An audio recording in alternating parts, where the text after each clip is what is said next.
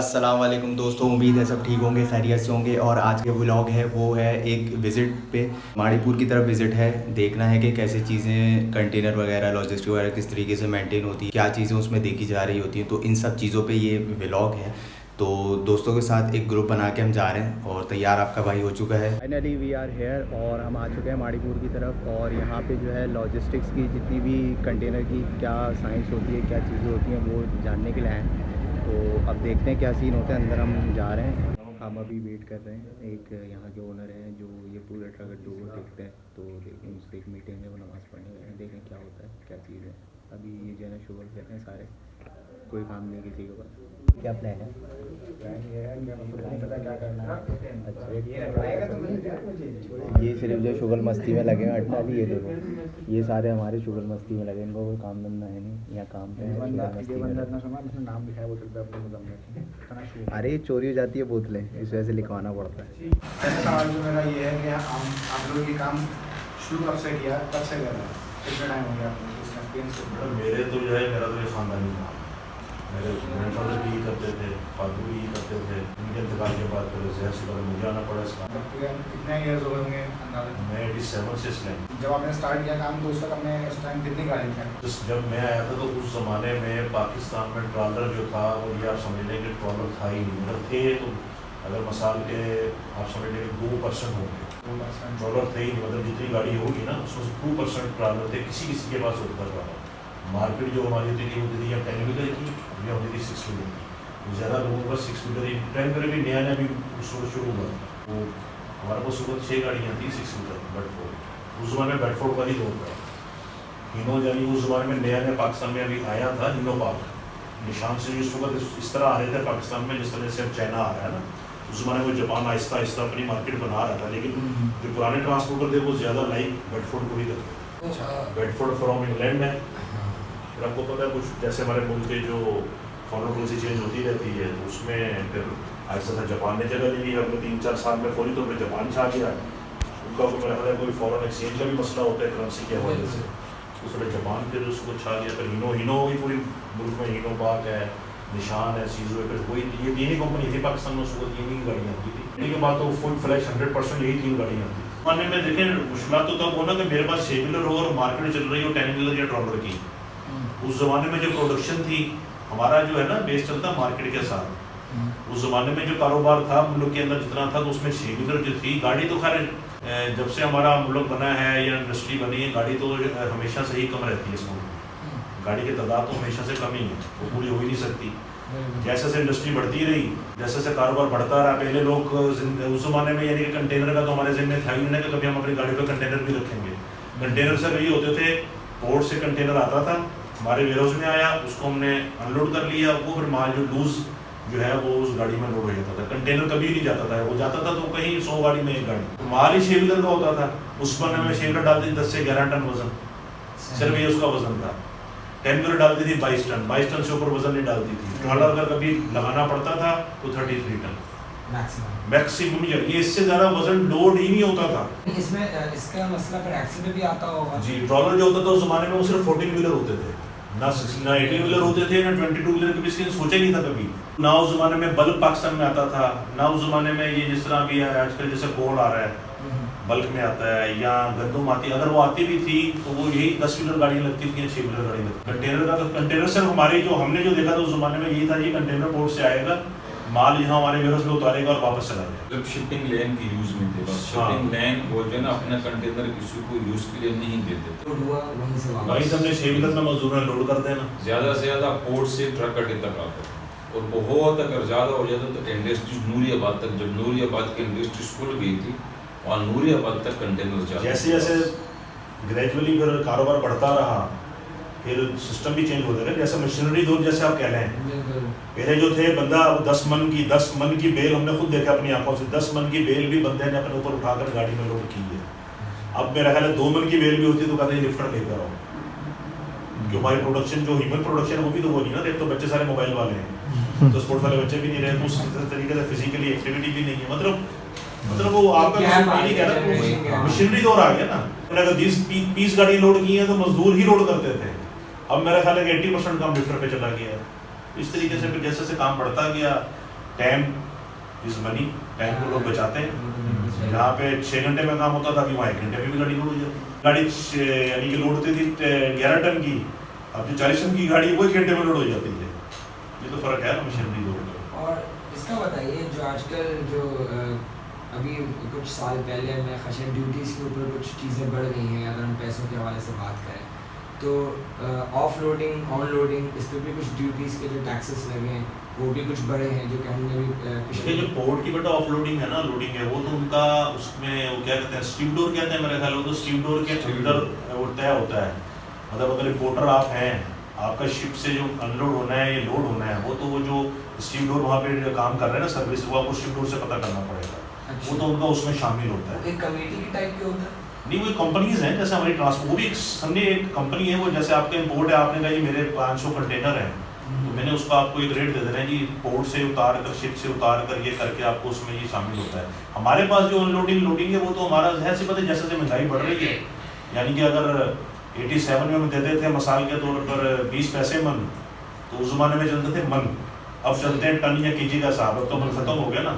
अब इस वक्त लेबर जो है वो 400 रुपये टन भी ले रही है, 500 रुपये टन भी ले रही है, 200 रुपये टन भी ले रही है। ये गुड्स पर है, गुड्स किस कंडीशन का है, मटेरियल किस कंडीशन का है। तीन मसाइल बता दिया आपने। मसाइल तो हमारे बहुत हैं। हमारी इंडस्ट्री बेटा जो चल रही है ना, ये आप ये समझ लें कि हम ये नहीं कह सकते कि ये सिर्फ अल्लाह का एक निज़ाम है, वो तो दुनिया चला रहा है, लेकिन ये चल रही है सिर्फ दिखावे के लिए चल रही है। अगर एक आदमी, आप माशाल्लाह अल्लाह ताला, आप आगे आप जाएंगे किसी बिजनेस में जाएंगे, आप देखें एक आदमी 2 करोड़ रुपया लगाता है, गाड़ी बनाता है, उसको कम से कम महीने का 1 लाख तो बचना चाहिए। इससे तो गाड़ी 1 लाख भी महीने का नहीं बचा। अगर वो अपना सालाना जो एवरेज निकालेगा ना, औसत निकालेगा, उसकी वजह यही है हमारे मुल्क में सबसे पहले जो इंटरनेशनल कवानीन है वो लागू नहीं है। सबसे मसला एक्सल वेट आज लागू हो जाता है, उसको गवर्नमेंट अगर चाहे, क्यों देखें हमसे टैक्स जितने ही लिए जा रहे हैं, वो टैक्स पर किलोमीटर वो इंटरनेशनल कवानीन के मुताबिक लिया जा रहा है। और सहूलत हमें क्या है, वो आप खुद अगर सफ़र आपने अगर हैदराबाद तक किया तो बता दें, उस रोड पे रिक्शा भी जा रहा है, उस रोड पे मोटरसाइकिल भी जा रहा है। मोटर पे ये होता है कि हमारे ट्रांसपोर्ट को क्या सहूलत है आप बता दें। कराची से हैदराबाद के दरमियान बता दें, कहीं पे कोई, हालांकि मतलब हर 25-20 किलोमीटर पे एक छोटा सा क्लिनिक होगा, फर्स्ट एड का एक सिस्टम बनाया जाएगा, सिक्योरिटी का क्या सिस्टम है, सिक्योरिटी का कोई सिस्टम नहीं। इस तरह पूरे पाकिस्तान को आप गिन लें, टूल टैक्स या हमसे टैक्स गाड़ियों के वो सारे इंटरनेशनल कवानीन के मुताबिक लिए जा रहे हैं, पार्ट्स के ऊपर भी, टायर के ऊपर भी, ठीक है जी, लेकिन हमें सहूलत जो है वो 1 रुपये की भी नहीं। और जितने हमारे टैक्स हैं, ये देख लें, ये वाहिद इंडस्ट्री है हमारी पाकिस्तान की ट्रांसपोर्ट गुड्स इंडस्ट्री जिसके टैक्स सारे एडवांस ले लिए जाते हैं। जी आप वो रिफंड भी नहीं। मेरा इंडस्ट्रीज जितनी भी पाकिस्तान की इंडस्ट्रीज है वो सेल टैक्स भी रिफंड करते हैं और इनकम टैक्स में भी वो रिबेट दे लेते हैं, और फिर वो अगर एक्सपोर्ट करते हैं, एक्सपोर्ट में वो सब्सिडी भी ले रहे हैं। लेकिन वाहिद हमारी इंडस्ट्रीज है जो एडवांस टैक्स देते हैं और उस पर नो रिटर्न। अगर मेरा आपका कॉन्ट्रैक्ट हुआ है किसी गुड्स का, आपने कहा जी मेरा 10,000 गुड्स आना है, मेरा आपका गुड्स हुआ, आपने मुझे उसकी पेमेंट करनी है, टैक्स पहले ही आपने काट लेना। ये काम करने के बाद आप काटेंगे टैक्स, और आपने उसको फौरी तौर पर जमा भी करवाना है। तो मुझे देंगे तो मुझे उसी वक्त जमा करवाना पड़ेगा, चाहे काम में आपका 6 महीने बाद करूँ। बिजनेस से पहले ही इन्वेस्ट करना। जी जी, जो हमारे मोटर व्हीकल टैक्स हैं वो भी पहले ले लिए जाते हैं। फिर एक सबसे बड़ी हमारी दूसरी जो सबसे बड़ी हमारे साथ ज्यादती की जा रही है इस सेक्टर के साथ, उसमें सिर्फ हम सफ़र नहीं कर रहे, उसमें जितने आपके ऑटो प्रोडक्शन वाले हैं वो भी सफ़र कर रहे हैं। 2 साल 3 साल हो गए रेल को बगैर किसी कोटे के, कोटा होता है दुनिया में, कोटा रखा जाता है तो आपकी लैंड जो है, लैंड ट्रांसपोर्ट को इतना इन्वेस्ट हुआ है, इसको इतने % बिजनेस देंगे, रेल को इतना बिजनेस देंगे, जितने हमारा कंटेनर अब रेल में आप देखें जितने जा रहे हैं, अगर वो एक इंजन लगा हुआ है उसको 100 कंटेनर दे दिए हैं, ठीक है जी, हमारी तो 100 गाड़ियाँ खड़ी है। और इस सेक्टर में कितनी इन्वेस्टमेंट हुई है, जो लोगों ने आके यहाँ प्लांट लगा लिए हैं, गाड़ी तो उनकी बिक्री बंद हो गई ना। अगर एक हिनोपाक महीने की या साल की 2000 गाड़ी बेच रही थी, वो बेच रही है 300, कितने अरब डॉलर उसने लगाए हुए हैं। उसके साथ जो अच्छा जिन लोगों ने उस कारोबार को देखते हुए बैंकिंग सेक्टर से गाड़ियाँ ली हुई हैं, अब उनको वो बिजनेस नहीं मिल रहा, वो किसको नुकसान है, बैंक को नुकसान हो रहा है, क्योंकि बहुत सारी गाड़ियाँ लोग किस्त नहीं दे पा रहे हैं तो वो समझे अपनी अगर वो चीज़ बेच के दे रहे हैं तो वो भी सफ़र है, बैंकिंग सेक्टर सफ़र कर रहा है, ऑटो इंडस्ट्री सफ़र कर रही है, पे वो टैक्स लेते हैं वो भी गवर्नमेंट को नहीं बचा। रेलवे को तो 100 कंटेनर चलेंगे, लेकिन अगर वही ट्रांसपोर्ट की जो 100 गाड़ी जाएगी, इसको ट्रांसपोर्टर को फायदा हटा दें, ऑटो इंडस्ट्री का फ़ायदा हटा दें, बैंकिंग सेक्टर का फ़ायदा हटा दें, गवर्नमेंट ऑफ पाकिस्तान खुद अपना डेली जो है वो करोड़ों का नुकसान कर रहा है, करोड़ों का नुकसान हो रहा है गवर्नमेंट को इससे। उसके खजाने में इतना रेवेन्यू नहीं जाता, अगर हमारी गाड़ी चलेगी उनका रेवेन्यू कितना बढ़ेगा। तो उसकी कॉस्ट क्या होती है, आप लोग एक टायर मंगाते होंगे, उस एक टायर की कॉस्ट और इसकी लाइफ कितनी होती है, कितना कितना चल जाता है वो टायर? टायर की लाइफ बेटा आवर्स पे होती है, आवर्स पे किलोमीटर के ऊपर तकरीबन। हाँ, तकरीबन जो नॉर्मली देखो दुनिया में यही है, लेकिन मैं फिर बात करूंगा दुनिया में अगर 1 लाख किलोमीटर दिया जा रहा है, 80,000 किलोमीटर दिया जा रहा है, तो वो उसको दिया जा रहा है जो वजन एक्सल रोड पे चलता है। ठीक है जी, हमारे यहाँ नसीब चलता है मालिक का, चल गया 6 महीने चल गया, नहीं चला दूसरे महीने फट गया, आवाज़ आ गई जी टायर डालो। मतलब मैं आपको बता रहा हूँ क्यों हमें मजबूरन अपने काम को चलाने के लिए वजन डालना पड़ता है। जिस बहुत सारे मसले हमारे एक्सल रोड से जुड़े हुए हैं, जिस दिन एक्सल रोड हो गया ना सही, उस दिन बहुत सारा काम सही हो जाएगा। अच्छा, इसमें हमें इंडस्ट्री 2007 में डिक्लेयर कर दिया गया था, सॉरी 2004 में, 6 में मुशर्रफ साहब ने हमें इंडस्ट्री डिक्लेयर कर दिया था। ठीक है, 2007 या 8 में जब पीपी हुकूमत फर्स्ट आई, इसमें जरदारी साहब मेरे को सदर बने थे, उसमें हमें फ्रीज कर दिया गया, हमारे इस फैसले को फ्रीज किया हुआ है और आज तक फ्रीज है। हमें इंडस्ट्री डिक्लेयर नहीं किया जाता, इसी वजह से गवर्नमेंट को पता है इंडस्ट्री डिक्लेयर करेंगे तो इनको सारी जो फैसिलिटीज़ हैं वो इंडस्ट्री की देनी पड़ेगी। वो देना नहीं चाह रहे, वो देना नहीं चाह रहे, कब तक? ये भी एक हफ्ता कब तक? तो टायर की एवरेज कॉस्ट क्या होती है? यार बेटा इस वक्त जो है सबसे ज़्यादा हमारी मार्केट में जो डाला जा रहा है वो चाइना का ही डाला जा रहा है। चाइना का टायर जो है वो तकरीबन अच्छा जो टायर है, जो बर्दाश्त करे वजन पर, जो उसको कोई भी क्वालिटी है ना, हल्का भी है लेकिन अच्छा टायर इस वक्त 1,60,000 रुपये का उसका, यानी कि 2 जोड़ी, एक जोड़ी को गिनते हैं 80,000 का एक हो गया। अच्छा, तो आपको लाख रुपए का मिलेगा, लेकिन वो फिर उनके लिए जो 8 डिस्टेंस है वो लोकल डालते हैं, वो उनका हम लोग नहीं डाल सकते, हम लोग के पास चलेगी वो 1 महीना भी नहीं चलेगा। ये जो डालते हैं ये 6 से 7 महीने चलता है। तो बहुत कम लोग हैं जिनका वो फिक्स काम है या बहुत अच्छा उनके पास कोई कॉन्ट्रैक्ट है, या उनके पास ऐसे कॉन्ट्रैक्ट हैं जिसमें वो खुद भी 2 लाख ले रहे हैं, 2 लाख अगले को भी कमीशन दे रहे हैं, ऐसे काम है। मैं आपको पता है, समझ लो कहाँ से मैं बोल रहा हूँ। वो ब्रिजस्टोन डाल सकते हैं, जापान का टायर, हालांकि जापान जैसा टायर नहीं है, सबसे अच्छा टायर ब्रिजस्टोन है, मिचेलन है, लेकिन वो हम डाल ही नहीं सकते। कभी हमने डाले थे आज से 20-20 साल पहले, अब तो हमने 20 साल से उसको हाथ भी नहीं लगाया, तो हमारे वो समझ में नहीं आता। वो 2 लाख है ना, 2 लाख है, 2 लाख प्लस है, 2 लाख प्लस है। एक टायर 1 लाख रुपए का। हमें रिटर्न हो तो हम डालें ना जी। एग्जैक्टली, वो रिटर्न ही नहीं है तो आप लोगों को इन्वेस्ट कर देंगे तो फायदा क्या है? जैसे वही मैं कर रहा हूँ, बिजनेस से पहले ही आप इन्वेस्ट कर रहे हैं। मुझे बात बताइए, आपने बोला कि आप जो है सच्चाई कुछ 80s से आप इसके अंदर जी जी आ गए हैं। मुझे एक बात बताएं, ये मसले मुझे नहीं लगता कि ये अभी स्टार्ट हुए, ये शुरू से ही चल रहे हैं। इसका मतलब हम बात कर रहे थे 2006 से ऑनवर्ड्स की, 2006 से ऑनवर्ड्स ये मसले और उरूज पे गए और चलते ही चले गए due to the modern era. ये सरवाइव कैसे कर रहा है बिजनेस? लाइक अगर हम बात क्रेडिट है बेटा, सॉरी क्रेडिट है सारा।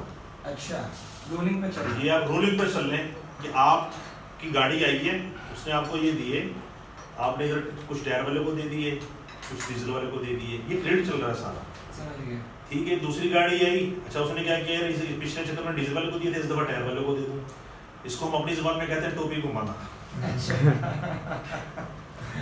मतलब होगा लेकिन वो बहुत कम है, वो 10-5% होगा। सही। मैं तो कह रहा हूँ ना, हमारे काम में इस वक्त महंगाई की वजह से इन्वेस्टमेंट बहुत ह्यूज हो गई है, लेकिन उसका जो रिटर्न है वो नहीं है, और लो हो गया डालनी है। लेकिन मसला क्या है, यहाँ पे सिर्फ एक फ़ायदा है, आम आवाम को तालीम नहीं है, कुछ नहीं है उसके पास, कोई वो काम नहीं कर सक रहा, वो बैंक जाता है, पैसे जो उसके पास होते हैं थोड़े बहुत, या कुछ अपनी ज़मीन बेचता है, अक्सर लोग ऐसे ही हैं, बैंक जाता है गाड़ी ले लेता है, बस मार्केट में आके मैं गाड़ी चलाऊँ, तो उसमें उसकी किसी किस्म की उसको क्वालिफिकेशन की जरूरत नहीं है।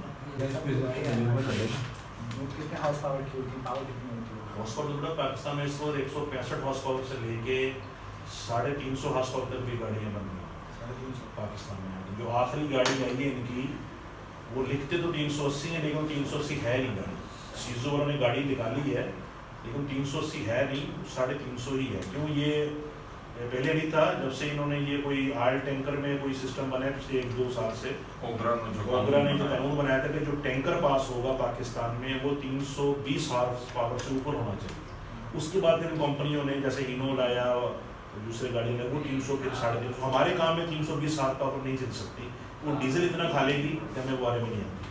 हमारे काम में तकरीबन 220-250 आस पास तक गाड़ी चाहिए। अच्छा, इनमें जो इंजन ऑयल डलता है जी जी। वो कौन सा डलता है, उसकी कॉस्ट क्या होती है, कितने किलोमीटर के बाद चेंज करना होता है? लैब जो हमारा नॉर्मली जो लोग लगा रहे हैं बेटे, जैसे लाहौर में गाड़ी गई है और लाहौर से वापस आई वो चेंज कर लेते हैं। ट्रिप हमारा ये उसको हम कहते हैं एक trip, G2 up country station and down to Karachi, ये हो गया एक ट्रिप। चाहे वो पिंडी चली जाए, चाहे इस्लामाबाद चली जाए, चाहे वो लाहौर चली जाए। आयल उसमें आप ये समझ लें कि बहुत अच्छा जो पाकिस्तान में इस वक्त जो मार्केट जिसने बनाई हुई है वो डेलो की है। हाँ, आयल में भी हमारे साथ बहुत बदकिस्मती है कि आयल पे कोई रूल्स एंड रेगुलेशन नहीं है उसकी तरफ से, गवर्नमेंट की तरफ से। आयल का कारोबार ऐसा है कि इसमें बाप और बेटे पे सब वो नहीं करता भरोसा। अगर आपने डेलो ड्रम लेना है तो आपको खुद कंपनी जाए, खुद लेकर आएँ तो मैं मानूंगा कि आपने 1 नंबर ड्रम लिया। अगर आप कहेंगे मैंने मुलाजिम को भेज के मंगाया था, मैं उसको मोबाइल दे दूँगा। अच्छा, आयल पे ये हाल है। सोल होना हालांकि चाहिए। दुनिया में वर्ल्ड में जो आयल चल रहा है वो आप एक दफ़ा आयल बदले हैं तो 25-30 हज़ार किलोमीटर बाद बदल रहा है। जो डेलो है हमारा, वो कितना लीटर डलता है गाड़ियों में? ये बड़ा गाड़ियों के हिसाब से हर गाड़ी तकरीबन से तकरीबन जो है ना एवरेज वो 14 लीटर है नॉर्मल गाड़ी में। वैसे जो बड़ी गाड़ियाँ हैं वो 18 लीटर भी हैं, 22 लीटर भी हैं। ये जी इस वक्त आपका समझ लें कि तकरीबन 800 से लेकर 1000 रुपये लीटर तक का। छोटी ड्रम में लें तो फिर अच्छा है, अगर छोटी पैकिंग में 4 लीटर की पैकिंग में तो महंगा होता है। जो पेट्रोल की जो फ्लक्चुएशन, आई मीन जो डीजल की भी रेट में जो फ्लक्चुएशन आ रही है, उस चीज़ को आप लोग कैसे कोप अप करते हैं? फॉर एग्जांपल अगर आज मैं कहता हूँ कि कल रात 12 रुपये पेट्रोल पे गिरा है, हम इसको इसी को मिसाल लेते हैं कि आज वो आते हैं डीजल में 12 रुपये बढ़ गया। अब आपका तो पर लीटर के हिसाब से जैसे अभी आपका 14, 18 और 20 है, अब वो नहीं, ये आयल बेटा आयल की कैपेसिटी बताइए, डीजल की नहीं बताइए। अच्छा, तो आयल इंजन आयल की पूछ रहे ना, इंजन आयल का की बताया, बात हो रही है। ये डीजल का नहीं मैंने बताया। हमारा मार्केट बेसिस से बेटा गाड़ी के सप्लाई डिमांड पे, डीजल से कोई तल्लक नहीं। दफा ऐसा हुआ डीजल बढ़ा है, हमारी मार्केट करंट नीचे आ गई। मार्केट में कारोबार है, गाड़ी शार्ट है, जैसे आज शार्ट है। 10 टन की गाड़ी अगर मिसाल के तौर पर कल लग रही थी लाख रुपए की, मिसाल ले रहा हूँ, आज गाड़ी हो सकता है 1,25,000 की लगे। आप कहेंगे यार ये कैसे, डीजल तो सस्ता हुआ है। डीजल बढ़ गया लेकिन गाड़ी में काम नहीं है, गाड़ी खड़ी है, इसको हम कहते हैं सप्लाई डिमांड। हमारा रेट चलता है सप्लाई डिमांड पे। हाँ, जो कॉन्ट्रैक्ट है ना, जिन लोगों के पक्के कॉन्ट्रैक्ट कंपनियों से हैं, उसको उन्होंने अपने उसमें कॉन्ट्रैक्ट में लिखा होता है कि इतने % जब तक डीजल बढ़ेगा तो फिर आपके इस हिसाब से रेट बढ़ जाएगा। उनका वो होता है इस हिसाब से कम होगा। जिनका कॉन्ट्रैक्ट है ओपन मार्केट जो है सप्लाई डिमांड पर है। Supply and demand. कराची में ज्यादा काम है बेटा पोर्ट के साथ ना। अब जैसे अब खाद का एक एग्रीकल्चर आपका लगा हुआ है जहाज, फर्टिलाइजर का जहाज लग गया है, एक मतलब गंदू का जहाज भी सुना परसों लग गया है। अब गंदू भी चल रही है, खाद भी चल रही है। अब गाड़ी की डिमांड उधर ज्यादा होगी, ट्रॉलर की। वहाँ ओपन गाड़ी लोड होती है, कंटेनर नहीं होता। वो क्या होता है, उसकी वजह से मार्केट में फर्क पड़ेगा। उसमें फिर कंपटीशन आ जाती है। वही अब मिसाल के तौर पर जहाज मैंने उठाना है, 2 जहाज लग गए, मैंने गंदम का ठेका ले लिया, इसने ले लिया फर्टिलाइजर का ठेका। अब मैंने भी 5 दिन में जहाज खाली करना है, इसने भी 5 दिन में जहाज खाली करना है। अब जो बंदा ज्यादा पैसे देगा उसको ज्यादा गाड़ियाँ मिलेंगी। More you invest the more you जी। जो कंटेनर्स होते हैं हमारे पास, उसमें कितनी किस्में होती हैं? जैसे ओपन कंटेनर गाड़ी वाले कंटेनर्स में जो है ना अमूमन 2 किस्में हैं, 20 और 40। कहीं 2% जो है ना वो आ जाती हैं 45 फीट की, और 1% ज़्यादा आ जाते हैं ओपन टॉप। बड़ा मशीनरी के लिए आता है। वो मशीनरी के लिए ओपन टॉप आते हैं। मिसाल के तौर पर कंटेनर की हाइट होती है 8.5 फीट की। अब अगर 8.5 फीट की एक मशीनरी उससे ज़्यादा की है, हाइट उनकी ज़्यादा है, 9 फुट है, 10 फीट है, तो उसमें फिर किया जाता है कि ओपन टॉप का कंटेनर आ जाता है। अदरवाइज कंटेनर 20 और 40। फाइनली दोस्तों ट्रिप जो है बहुत ज़बरदस्त रहा, बहुत मज़ा आया, प्रोडक्टिव था, बहुत चीज़ें सीखने को मिली। एक ऐसी इंडस्ट्री है ट्रांसपोर्टेशन की, अगर इस पे तवज्जो दी जाए तो काफ़ी अच्छा रेवेन्यू हमारी गवर्नमेंट के लिए भी बढ़ा सकती है। दूसरा ये है कि एम्प्लॉयमेंट भी बहुत ज़्यादा बढ़ेगी। तो बहुत अच्छा ट्रिप था, बहुत मज़ा आया। यही थी आज की हमारी video. Like, comment, share, subscribe ज़रूर कीजिएगा अगर आपको पसंद आई हो तो।